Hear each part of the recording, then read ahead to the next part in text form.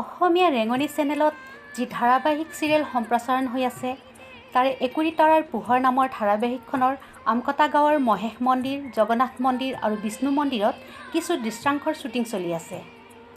তাৰে কিছু দৃশ্যাৱলী আপোনালোকৰ মাজত দেখুৱাবলৈ চেষ্টা কৰিম।